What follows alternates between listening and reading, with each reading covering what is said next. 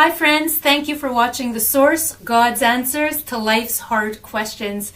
Thank you also for sharing and liking these videos. If you haven't subscribed to the channel already, please do so. See the light, be the light, and share the light. This week we are reading Parashat Toldot. It means generations. Now I want to share with you a guilty pleasure.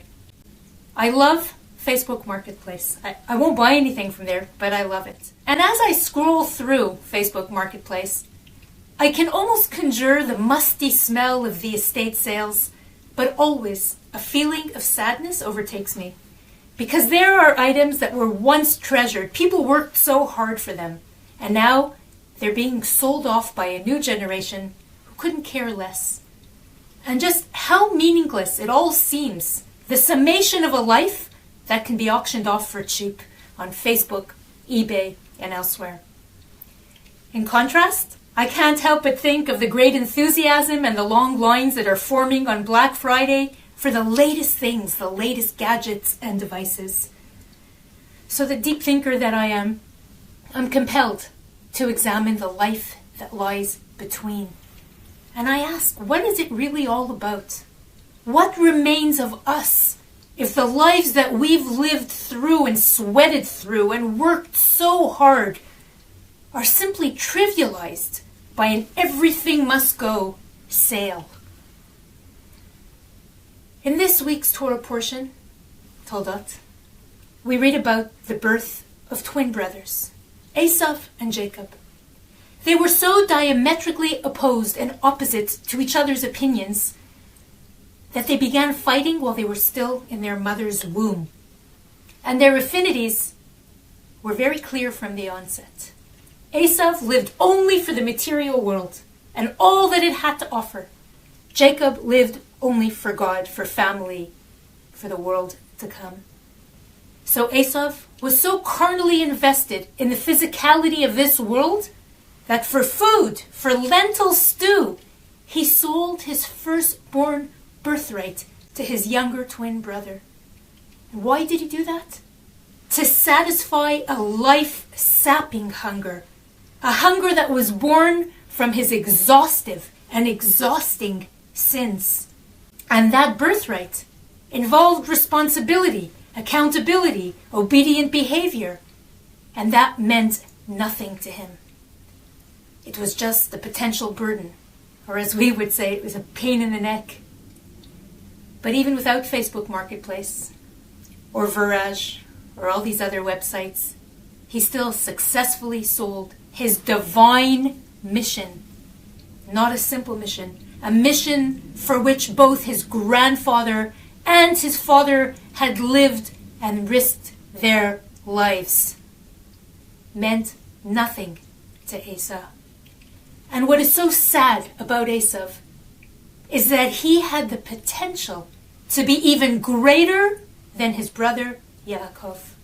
Because we know in Hasidus, the higher source of your origin, the lower you can fall.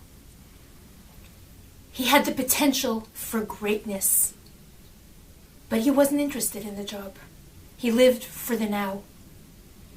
In his mind and in his head, he knew the right thing to do. And it's very interesting that our forefathers are buried with Adam and Eve in the Machpelah in Hebron. But Esau, only his head is buried, and his head is buried at the feet of his brother, because Esau knew in his head the right thing to do, but his feet wouldn't follow through. A tragedy, really a tragedy. Often, people who throw off the commandments, like did Esau, they tend to believe that doing what God wants is so burdensome and so tiring. And yet, the first words we ever hear about Esau in the Torah are that he's exhausted. And the rabbis teach that he was exhausted because he was so busy living for the pleasures of the moment that his energy was depleted in the service of himself. And make no mistake about it, Esau was not 100 years old and burned out from his party animal lifestyle. when both he and the Torah tell us that he was exhausted. He was 15 years old, but by then he had already been sleeping with married women, was hunting, killing, manipulating. He was already an example of what not to do. So how often in our own lives have we said and hear people say, I'm so tired, I'm burned out, I'm not what I used to be. Observing some people's lives can be like watching the battery bars on a cell phone. Slowly, slowly, slowly, we watch the life force draining away. The problem is, we and they are too often far away from the charger just when we need it most. And in truth, we only decline and drain when we attach ourselves to false gods, when we spurn morality and vacate Torah from our lives, when we unplug ourselves from the one true charger, God. The love of money, fancy cars, the toxic quest for perpetual beauty, the fame, the gadgets, the unbridled promiscuity, the mind-dulling entertainments. They are all false insulin spikes that temporarily thrill us, and ultimately they drain us of all of our best energy. All of our forefathers, they were very wealthy. Where are their riches now? In the dust, with all things that don't matter. Their last will and testaments did not bequeath us ornate trinkets or mahogany chairs that need to be slightly refurbished. Their legacy is eternal. Their legacy is toldot, generations that continue to keep the Torah and its life-affirming light that illuminates our lives in the darkest moments, that energizes us with God's own life force when Hasatan tries to deplete us and to depress us.